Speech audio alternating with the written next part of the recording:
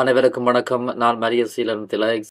தமிழ் மொழி வலையொலியூடாக இணைந்திருக்கிறோம். எங்களுடைய சேனலுக்கு புதிதாக வருகிறவர்கள் முதலில் சப்ஸ்கிரைப் செய்து கொள்ளுங்கள். நாங்கள் பதிவெடுக்கின்ற இது போன்ற மிக முக்கியமான விடயங்கள் உடனுக்குடன் வந்து சேரும். இலங்கை திருநாட்டில் அதிகளவான குற்றச்செயல்கள் இடம்பெறுகின்றன. தற்போதும் அனைவராலும், ஜனாதிபதியாக இருந்தாலும் சரி, அரசியல்வாதிகளாக இருந்தாலும் சரி, நேர்மையான அரசியல்வாதிகளாக இருந்தாலும் சரி, நேர்மையான அதிகாரிகள், பொதுமக்களாக இருந்தாலும் சரி, இந்த இலங்கை நாட்டில் குற்றங்கள் இடம்பெறுவதற்கு முக்கிய காரணமானவர்களாக கருதப்படுபவர்கள் போலீசார் தான். இந்த போலீசாரின் ஒத்துழைப்புடன் தான் இந்த நாட்டில் அதிகளவான குற்றச்செயல்கள் இடம்பெற்று வருகிறது. அந்த வகையில் கொழும்பின் பிரபலமான பகுதி ஒன்றில் போலீஸ் அதிகாரி பல பெண்களை ஏமாற்றி பணத்தை கொள்ளையடித்திருக்கிறார். இது தொடர்பாகத்தான் இந்த காணொளியில் விரிவாக நாங்கள் பார்க்க போகிறோம். கொழும்பு பம்பலப்பட்டி போலீஸ் நிலையத்தில் போலீஸ் அதிகாரி ஒருவருக்கு எதிரான நிதி மோசடி தொடர்பாக விசாரணைகள் ஆரம்பிக்கப்பட்டிருப்பதாக செய்திகள் வெளியாக இருக்கிறது. இளம்பெண்ணை திருமணம் செய்து கொள்வதாக வாக்குறுதி அளித்து அவரிடமிருந்து இந்த போலீஸ் அதிகாரி 3 லட்சம் ரூபாய் பணத்தை பெற்று அவரை ஏமாற்றியதாக கிடைத்த முறைப்பாட்டை தொடர்ந்து போலீஸ் அதிகாரிக்கு எதிராக விசாரணைகள் ஆரம்பிக்கப்பட்டிருக்கின்றன.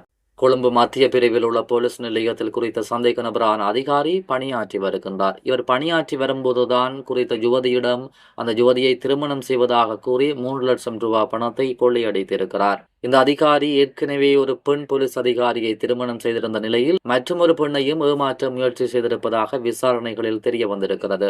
சந்தேக நபர் அங்குலான பகுதியைச் சேர்ந்த ஒரு இளம் பெண்ணுடன் காதல் உறவை வளர்த்திருக்கிறார். அந்த நேரத்தில் திருமணம் செய்து கொள்வதாக வாக்குறுதி அளித்து அவரிடமிருந்து 3 லட்சம் ரூபாய் பணத்தை பெற்றிருப்பதாக பாதிக்கப்பட்ட பெண் முறைப்பாடு அளித்திருக்கிறார். எனினும் பணத்தை பெற்ற பிறகு அவர் தன்னை தவிர்க்க தொடங்கியதாகவும், திருமணமான ஒரு கான்ஸ்டபிளின் கணவர் என்பதும் பின்னரே தனக்கு தெரிய வந்ததாகவும் அந்த பாதிக்கப்பட்ட பெண் முறைப்பாட்டில் தெரிவித்திருக்கிறார். இந்த தகவல் வெளியான பின்னர் அவர் உறவை நிறுத்திவிட்டு தான் கொடுத்த பணத்தை திரும்ப கேட்டுள்ளார். எனினும் பணத்தை திருப்பி தராததால் கடந்த 14ஆம் திகதி பம்பலப்பட்டி போலீஸ் நிலையத்தில் முறைப்பாடு பதிவு செய்திருக்கிறார்.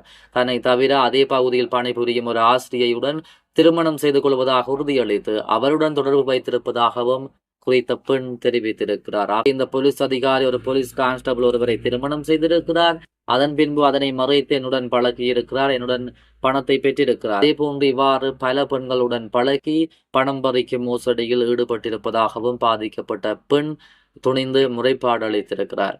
ஆகவே இலங்கையில் அதிகளவான குற்றச்செயல்களில் ஈடுபடுபவர்கள் போலீஸ் அதிகாரிகளாகவே காணப்படுகிறார்கள். ஆகவே ஒரு நாட்டை சீர்திருத்த வேண்டியவர்கள், குற்றத்தை கண்டிக்க வேண்டியவர்கள், குற்றத்தை செய்யாமல் ஒரு பிரஜையை பாதுகாக்க வேண்டிய இந்த போலீஸ் அதிகாரிகளை இந்த நாட்டில் குற்றச்செயல்கள் அதிகளவாக இடம்பெறுவதற்கு காரணமாக இருக்கிறார்கள்.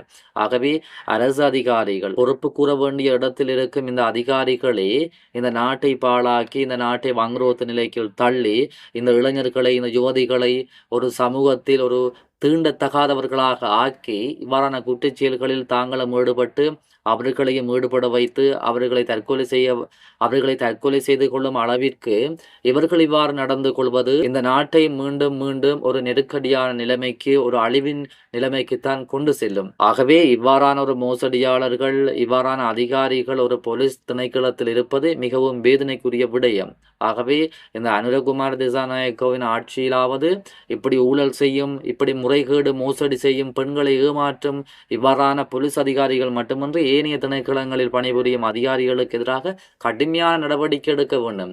இவ்வாறான அதிகாரிகளை தொடர்ந்தும் பணிகளில் நிறுத்தினால் நாட்டிற்கு எந்தவித பிரயோசனமும் கிடையாது. ஆகவே உடனடியாக இவர்களை பணியில் இருந்து நிறுத்தி இவர்களுக்கு எதிராக ஒழுக்காற்று நடவடிக்கை எடுத்து கடுமையான சட்டத்தை இந்த அரசாங்கம் அமுல்படுத்தினால்தான் இவ்வாறான குற்றங்கள் இந்த நாட்டில் குறையும்.